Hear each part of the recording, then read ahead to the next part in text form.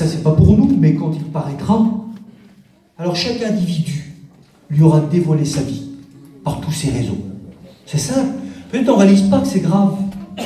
Et toi tu vas me dire peut-être, mais oui mais moi, je suis plus intelligent que ça. Parce que moi, je ne montre pas mes enfants, ni mon mari, ni ma compagne, sur ces réseaux. Tant mieux. Mais toi aussi, tu scrutes toute la journée la vie des autres. Et tu regardes toute la journée la fenêtre des autres. Voir ce qui se passe chez les autres. C'est pas toujours bon, vous savez. Vous savez qu'on peut se faire piéger.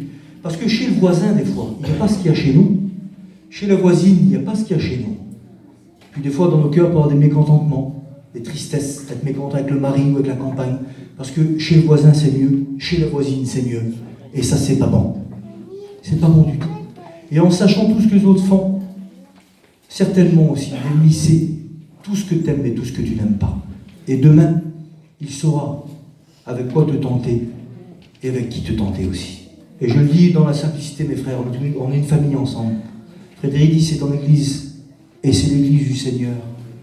Aujourd'hui, il y a eu tellement de misère dans des foyers, même des ministères ont tombé à cause de tout ça. Vous le savez, parce qu'on a regardé de l'autre côté. C'est privé de l'autre côté. Et ta maison à toi est privée. C'est privé. Les gens n'ont pas besoin de savoir ce que tu aimes, ce que ta compagne aime. Je ferme la parenthèse. Ce que ton mari aime, ce que tes enfants aiment.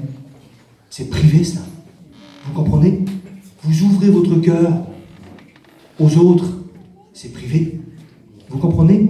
Écoutez ce que la Bible dit. Allez, je vous donne un petit exemple simple. Parce que des fois, on ne s'en rend pas compte. J'ai encore un petit peu de temps. Amen. Amen. Donc, vous êtes moins loin que moi. C'est moi qui fais la route après. Hein. Je regardais le petit logo Snap là. Vous connaissez, hein? Il est jaune, avec un petit trait noir tout autour. À votre idée, c'est quoi ça? C'est un fantôme? Vous êtes d'accord avec moi? Vous pouvez répondre, je ne vais pas vous manger. C'est un fantôme, hein, le petit Snap là. C'est un fantôme, d'accord? Et un fantôme, c'est quoi? C'est un esprit. Et un esprit, c'est quoi? C'est un démon. Vous comprenez? Et si vous sauriez ce que c'est réellement, le départ de ça, de Snap, c'était quoi? Vous ne permettrez jamais d'avoir ça chez vous. C'est un très bon réseau, je vous le dis, et jamais vous vous permettrez d'avoir ça chez vous.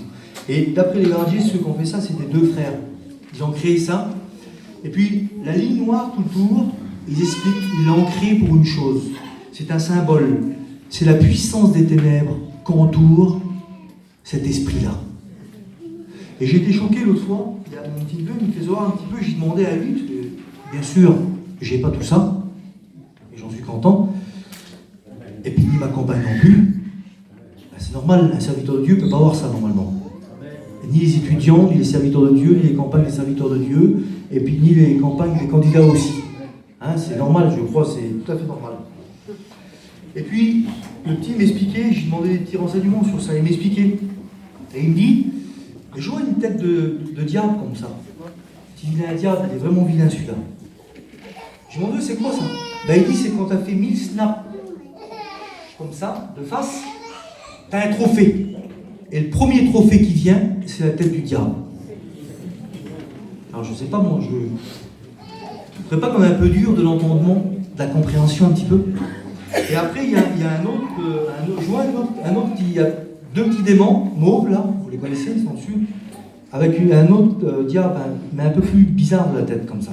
Je crois qu'il est plus méchant, plus intelligent, plus malin quoi. Et je dis, c'est quoi ça? Ben, il dit, c'est un autre trophée. Il dit, c'est quand tu as capturé 50 snaps. Il dit, alors, tu as un premier démon qui sourit, l'autre il est plus méchant, et après tu as encore une tête de diable. Vous comprenez? C'est ça les trophées. Et c'est rien ça. On ne fait pas attention à tout ça là. Tout devient normal pour nous. Je suis obligé de vous lire un verset de la parole de Dieu. Regardez. Je vous le lis, je ne vais pas vous le commenter, mais juste en le lisant, vous allez comprendre. C'est du temps d'Ésaïe, Ésaïe 39, avec Ézéchias qui vient d'être guéri. Il vient d'être guéri, lui. Et puis puis la Bible dit qu'en ce même temps, Ésaïe 39, verset 1, en ce même temps, alors il est très compliqué le mot à dire là, mais je vais vous le dire quand même. Mérodach Baladan, fils de Baladan, roi de Babylone, écoutez bien, envoya une lettre et un présent à Ézéchias, parce qu'il avait appris sa maladie et son rétablissement. Quel amour qu'il avait le roi de Babylone, c'est merveilleux pour l'homme de Dieu là, que c'était beau. Il lui envoie un petit message, regarde, un petit snap, allez, et un petit présent, un petit mot gentil, une petite demande d'amis. Ézéchias en eut de la joie. Ben oui, quelqu'un nous flatte, on est content. Écoutez bien. Et il montra aux envoyés le lieu où étaient ces choses de prix, les valeurs. Il n'avait pas le droit de le faire. Ces choses de prix, l'argent et l'or, les aromates, l'huile précieuse, l'action du Saint-Esprit sur ta vie. Ne l'oublie pas. C'est l'huile précieuse, tout son arsenal, ses armes de guerre, les armes spirituelles, Éphésiens 6, tout son arsenal et tout ce qui se trouvait dans ses trésors. Il n'y eut rien qu'Ézéchias ne leur fit voir dans sa maison et dans tous ses domaines. Ésaïe le prophète, parce que Dieu ne peut pas laisser ça comme ça. Vous ne croyez pas que Dieu est en train de nous arrêter là de plus en plus? Que ça va trop loin? Vous ne trouvez pas qu'on est rentré dans un domaine où ça va trop loin, même dans notre mission? Au niveau des chrétiens, des chrétiennes, des jeunes garçons, des jeunes filles, toute la misère qu'on écoute, on dit que c'est le cordonnier le moins bien chaussé. Eh bien, on devrait, en tant que parents, voir un petit peu ce qui se passe dans le foyer de nos enfants, dans les petits campings, voir ce qui se passe. Il faut ouvrir nos yeux. Eh bien, Dieu intervient. Et il dit sur cet homme, Ésaïe le prophète vint ensuite auprès du roi Ézéchias et lui dit, qu'en disent ces gens? Il lui dit, qu'en disent ces gens? Et d'où sont-ils venus vers toi? Et Ézéchias répondit, ils sont venus vers moi d'un pays éloigné. Oui, c'est ça un petit peu les réseaux sociaux. C'est éloigné, c'est de ne plus être ensemble, c'est d'être loin, c'est d'avoir des amis virtuels, d'avoir de la famille virtuelle. Mais en réalité, il n'y a pas d'amour dans la base. C'est un choix qu'on fait. Vous comprenez? Et écoutez, ils sont venus d'un pays éloigné, de Babylone. Et ça m'a étonné, ça. Vous savez que Babylone, surtout à la fin des temps, vous savez c'est quoi Babylone? La grande Babylone. Je m'excuse, je n'ai pas d'autre mot, je le dis sur la parole de Dieu. C'est l'impureté au plus haut degré dans la parole du Seigneur, surtout dans l'Apocalypse. Vous le savez en plus. Eh bien, ils sont venus de là-bas. Et lui ont envoyé des petits messages. Et lui a ouvert la porte de son cœur, de ses enfants, de sa compagne. Et écoutez, Ésaïe dit encore, quand il vit dans ta maison, vous voyez pas comme c'est précis le verset? On dirait que c'est l'époque qu'on est en train de vivre nous là, tellement que c'est clair. Qu'est-ce qu'ils ont vu chez toi? Et puis le Seigneur voudrait te demander à toi, qu'est-ce que les gens du monde voient chez toi? Qu'est-ce que tu montres chez toi sur tous ces réseaux? Si certains l'ont, peut-être que personne là ici. Tant mieux. Ce sera la première église au monde. Mais qu'est-ce que tu montres chez toi? Réellement. Écoutez, quand il vit dans ta maison, Ézéchias répondit, ils ont vu tout ce qui est dans ma maison. Il n'y a rien. Il n'y a rien de mes trésors que je leur ai fait voir. Alors Ésaïe dit à Ézéchias, écoute la parole de l'Éternel des armées. Et c'est ce que je voudrais que tu écoutes ce soir. La parole de l'Éternel des armées. Il dit, voici les temps viendront. C'est ça que je dis tout à l'heure. Il faut faire attention, mes frères et sœurs. Et je dis pour les jeunes qui sont ici aussi, puis pour les foyers, puis pour les plus vieux foyers peut-être aussi. On ne joue pas avec le diable. On ne joue pas avec le roi de Babylone. On ne peut pas s'amuser avec celui-là. C'est impossible. Les temps viendront. Ça veut dire que le diable va prendre son temps. Et il dit, les temps viendront où l'on emportera à Babylone tout ce qui est dans ta maison. Et ce que tes pères ont amassé jusqu'à ce jour, et il n'en restera rien, dit l'Éternel. C'est la même expression que l'araignée qui vient, qui mord dans la tête là, dans ton âme, et qui vit ton intérieur. Les valeurs que Dieu t'a données. Et est-ce que peut-être que tu n'es pas en train de vivre ça, toi?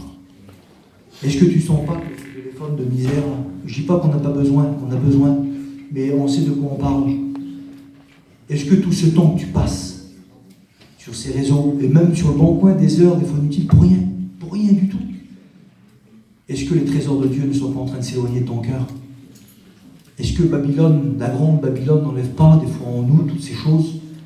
Je crois que Dieu nous demande de s'arrêter aujourd'hui, de faire un bilan de notre cœur, et de s'arrêter un instant, dire Seigneur, j'en suis où? Où es-tu, Adam? Je continue encore un petit peu. Je ne sais même pas l'heure qu'il est. Je vais regarder sur mon téléphone.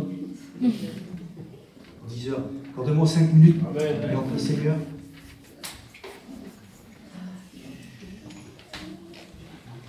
Voilà, presque à la fin.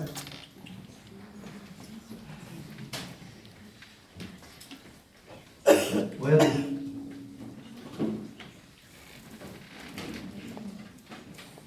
Je le dis comme ça, je le dis comme je le reçois.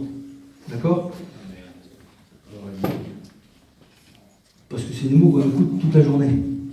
Donc on va employer les mots qu'on entend toute la journée. J'ai noté ça qu'une demande d'amis peut devenir l'ennemi de ton foyer. On l'a entendu dans le cantique tout à l'heure. Hein? Une photo peut devenir l'ennemi de ton foyer. On ne s'en rend pas compte. Moi je sais qu'il y a beaucoup de frères et sœurs. Il n'y a pas de jugement. Comprenez bien qu'il n'y a aucun jugement dans ce que je dis. Dieu le sait. Mais je sais que beaucoup de jeunes foyers, beaucoup de jeunes qui ont né là-bas, ont enlevé tous ces réseaux. Leurs yeux se sont ouverts. Ils ont enlevé. Parce qu'ils ont compris que les frères me disaient, je m'excuse pour les plus anciens qui sont là, on se connaît quand même. Hein, on est un peu fin quand même quand on explique quelque chose. On essaye au moins. Il y a des frères qui, après la parole de Dieu, ils me disaient, mais comment j'ai pu avoir ça chez moi? Comment j'ai pu exposer ma sœur, qui est ma compagne, à des milliers de gens? Puis des sœurs ont dit pareil aussi. Comment j'ai pu exposer mon frère, qui est mon mari, à des milliers de sœurs? Vous voyez, c'est comme ça. Et il y a eu beaucoup de problèmes, vous le savez en plus, avec toutes ces choses. De plus en plus, il y a beaucoup de vies brisées en ce moment à cause de ça. Beaucoup de jeunes aussi, qui sont dans la misère à cause de ces réseaux. Vous comprenez? Je crois qu'il faut faire très attention. Il faut arrêter tout ça. Moi, je crois que c'est des décisions qu'il faut prendre. Ça ne sert à rien de dire on verra demain. Après, celui qui ne veut pas, il ne veut pas. Ça sera demain, l'avenir nous dira ce qui en sera. Mais il faut faire attention. On n'a pas à exposer nos foyers. Et je le dis pour les frères, on n'a pas à exposer notre trésor qui est chez nous. Ça concerne tout notre foyer complet. Aux autres gens. On ne sait jamais des fois demain. Ça peut plaire à certaines personnes des fois, l'intérieur de notre maison. Puis vous savez, une demande d'amis, c'est vite effacé. Et on n'a rien vu du tout. C'est très dangereux. Et pour les sœurs, c'est pareil aussi. On peut perdre des fois ce qu'on aime le plus au monde. Je le dis, j'ai pas d'autres mots. Mais c'est comme ça. On peut perdre des fois notre sœur, qui est notre compagne, et perdre notre frère, qui est notre mari. À cause d'un petit clic. Ça peut faire beaucoup de dégâts. C'est pour ça que si on ne l'aurait pas, ce serait pas mieux? Là, comme ça, il n'y aurait jamais de problème dans ce domaine-là. Je continue encore un petit peu et j'arrête. Quand on entend, c'était léger. C'est dur, c'est compliqué de prêcher, je vous le dis. Hein. Ça, surtout ça. Mais je me sens bien. Et là, j'arrive à la fin. Je vous donne un exemple. Je suis obligé de les noter, je vous le note. Écoutez, l'autre jour, pour une petite photo de profil, c'est rien. Un petit mot de salutation. Il y a eu une guerre dans un foyer.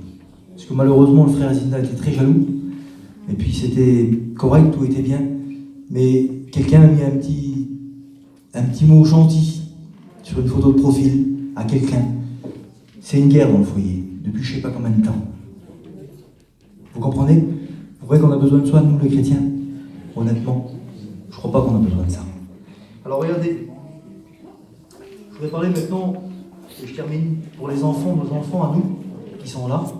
Je me souviens, je ne suis pas très vieux, mais je n'ai pas non plus 10 ans. Moi je me rappelle avant, à l'époque des réunions d'enfants, là où je suis, j'en fais des réunions d'enfants. On essaie d'enseigner les petits aussi. Je me rappelle qu'il y avait des tapis par terre, et puis tout le monde était là, assis, tous les petits là. On écoutait la parole de Dieu, on était obligé de chanter. Puis jamais notre vie, si à l'époque ça avait existé, je sais pas, on aurait eu un Game Boy dans les mains ou un téléphone. Je sais pas si vous réalisez un petit peu, on ne se rend pas compte, c'est nous qu'on détourne nos enfants de la parole de Dieu. On les empêche d'écouter la parole de Dieu dans les réunions. Oh, mais je suis obligé d'y donner, il pleure au secours. Ben, tu fous une claque au petit, il va pleurer, il saura pourquoi il pleure, et puis il écoutera après. Vous comprenez? Les petits sont à la réunion, là, vous avez vu comme c'est. Tous les enfants, ils ont les téléphones dans les mains. Tous les enfants. Vous savez ce qu'ils ont fait, les jeunes, chez nous, là, dans les réunions de jeunesse, là, à la petite église, dans le Perrier, les garçons, ils ont dit là. Ils ont pris une décision. C'est que quand ils rentrent dans l'église, tous les jeunes, ils mettent leur téléphone en mode avion, ils le déposent là-bas sur une petite table, et personne n'a le droit d'avoir un téléphone dans la réunion. Et ça se répand de plus en plus. L'onction attend dans les réunions, c'est extraordinaire. Vous avez vu dans les réunions, des fois après, je ne vous voyais pas. Mais on voit l'autre là-bas, on voit des petits messages à l'autre, à l'autre. Je ne sais pas si vous imaginez un petit peu. Et on donne ça à nos enfants, on ne s'en rend pas compte. On empêche nos enfants d'écouter la parole de Dieu par les téléphones. Et je me souviens que mon oncle Barlow avait dit ça un jour, quand Internet commençait à prendre de l'ampleur chez nous. Il avait dit ça, il dit, c'est un scorpion que vous mettez dans les petits campings de vos enfants. Et vous dites à vos enfants, n'y touche pas. Ne touche pas. Ben, il dit, s'il ne le touche pas, c'est le scorpion qui va le piquer. Et puis frères et sœurs, je vais vous dire quelque chose. Qu'est-ce que Jésus a dit? Il a dit, méchant comme vous l'êtes, vous savez donner de bonnes choses à vos enfants. Et dit, si un de vos enfants vous demande du pain, est-ce que vous allez lui donner un scorpion? Eh ben moi je le dis comme ça. Je parle avec la liberté, sans juger, il n'y a pas de... Mais je crois de tout mon cœur que sans même nos enfants le demandent, pour la plupart, on leur donne des scorpions dans les mains. On ne s'en rend pas compte. Je ne sais pas si vous réalisez que les petits-enfants de 10 ans, 12 ans dans un petit camping, maintenant, la plupart, ils ont leur télé chez eux. C'est vrai. Ta fille, ton fils, qui a 12 ans, 13 ans, à télé. Donc, vous comprenez, je referme une parenthèse toujours. Je vais fermer des parenthèses. Hein. Je sais qu'on est intelligent, parce qu'on va plus loin qu'à parenthèse. Donc, c'est ce que j'aimerais que vous fassiez à ma place. Ça, j'emploie pas des mots. Vous le faites vous, d'accord? Puis les petits sont là. Puis les petits, ben, ils regardent les clips, là. Les choses. On laisse des fois, je le dis pour les mères de famille qui sont là, ça me touche beaucoup ça, moi. Moi je ne suis pas un grand spirituel, vous savez. Je m'efforce avec la parole de Dieu, que ma vie change, et j'aime le Seigneur comme vous, je veux changer. Je veux changer, je suis comme vous, on est dans la même barque. C'est pas parce que j'ai prêché que je suis le Saint des Saints. Je veux changer, je veux que ma vie change. Et on est des frères ensemble, des copains, et on veut s'améliorer, c'est tout. Il y a des classeurs qui sont là. Mais vous avez vu, regardez aujourd'hui. Les petites filles, les petits garçons, ils sont là, des fois ils pleurent, là. Puis les mères, pour faire leurs affaires, ils les mettent devant la télé. Alors là, je suis obligé d'employer le mot, parce qu'il est écrit dans la parole de Dieu. Et avec tous les clips que les petits regardent là, ils regardent des choses contre nature. Vous comprenez? Contre nature. Je m'excuse, je n'ai pas d'autres mots, mais je le dis. Des hommes avec des hommes, des femmes avec des femmes. Et les petits voient ça toute la journée entière. Vous comprenez que le diable habitue le psychisme des enfants à des choses qui sont contre nature. Et toi, mère de famille, tu ne regardes même pas ce que ta petite regarde. Sois pas étonné demain qu'il y aura un grand problème. C'est des scorpions. Les petits, ils pleurent pour avoir des téléphones. Là. Ils ont 10 ans, ils ont tous Internet illimité. C'est vrai ou pas? Tu ne regardes pas ce que ton petit, ta petite regarde. Tu réfléchis pas que tu lui donnes un scorpion. Un scorpion, quand ça pique, tu meurs. Tu comprends? C'est grave. Je crois qu'au nom du Seigneur, il faut surveiller. Rentre chez toi de temps en temps à l'improviste. Voir ce que ta petite a fait. Tu frappes, tu rouvres, prends le téléphone à l'improviste. Qu'elle voit que tu la surveilles. Il y a plein de témoignages qu'on pourrait vous dire, mais je ne le ferai pas. Qu'il y a en ce moment des choses qui se passent, et vous le savez, à cause des petits fréquentages des jeunes, qui ne sont pas mariés. Et puis, toutes ces choses qui se passent, c'est tous les enfants à tout le monde, nos enfants de la mission. Vous comprenez? Et on ne s'en rend pas compte. Il faut surveiller ce qui se passe. Je vous le dis au nom du Seigneur. Le soir, peut-être, quand ta petite a dit qu'elle se couche à 10h, à minuit, ou ton petit, retourne voir après pour voir si elle est bien couchée ou s'ils sont tout seuls. C'est important. Qu'est-ce que la Bible dit? Que la femme sage, et ça je le dis pour les mères de famille, parce que je crois que les mères de famille ont... Vous avez vraiment quelque chose, une grande part dans ce domaine-là aussi. La femme sage, la femme vertueuse, qu'est-ce qu'elle fait? Elle veille à ce qui se passe dans sa maison. Vous savez, c'est quoi veiller? C'est être sur la tour et de voir l'ennemi, s'il arrive ou pas. Mais comme des fois, il y a des sœurs, au lieu de veiller sur leurs enfants, sur les téléphones, eux-mêmes sont prises par les téléphones, mais je le dis, je parle avec mon cœur, lapidez-moi, même que je deviens vos ennemis en vous disant la vérité, ben je me sauve de là après, mais je sais que vous ne ferez pas.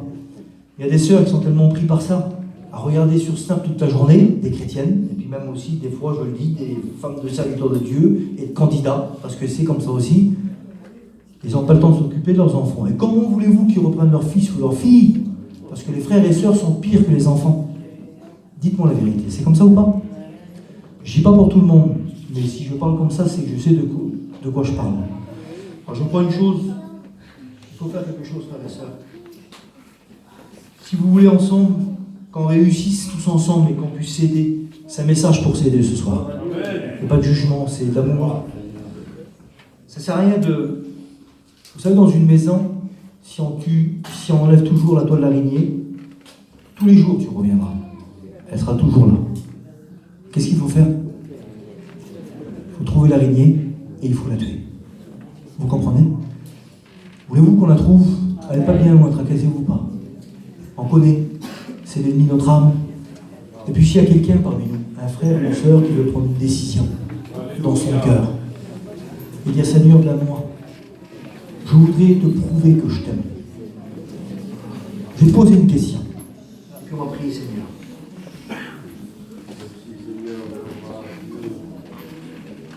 Vous aimez quoi le plus? Ça? Regardez ici. C'est presque pareil, c'est vraiment pareil. Ou bien la parole de Dieu. Alors, on serait tous attentés à dire je préfère la parole de Dieu. Je vais poser une question.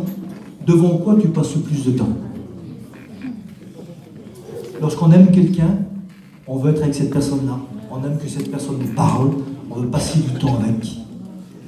Vous comprenez? Qu'est-ce qu'on aime le plus dans notre vie? Ça ou ça? La parole nous emmène en haut. Ça, souvent, ça nous fait descendre spirituellement. Très bas. Certains ont tombé à cause de ça. Des foyers, des ministères ont été brisés à cause de ça. Alors je crois que ce qu'on devrait faire... Tu veux voir si tu n'es pas lié? Et on va prier Seigneur. Si tu n'es pas lié par ça, je ne parle pas tous les réseaux sociaux, je ne parle pas du bon coin. Quoique le bon coin, des fois, il n'est pas trop bon non plus. C'est un mauvais coin, des fois. Si tu n'es pas lié par les réseaux sociaux, tu sais ce que tu fais? Essaie dans cette réunion de les enlever. Si tu réussis, ne pas les remettre demain matin, parce que c'est une drogue, c'est pire qu'une drogue, les évangélistes. Si tu réussis à l'enlever, tu verras que tu n'es pas lié. Par contre, si tu ne réussis pas, tu sais ce qu'il faut que tu fasses? Il faut que tu demandes au Seigneur de t'aider. Je te le dis au nom du Seigneur. Prie Seigneur et demande à Dieu qui t'aide. Et tu verras la différence dans ton foyer avec tes enfants. Et pour le jeune aussi. On prie Seigneur, que Dieu vous bénisse.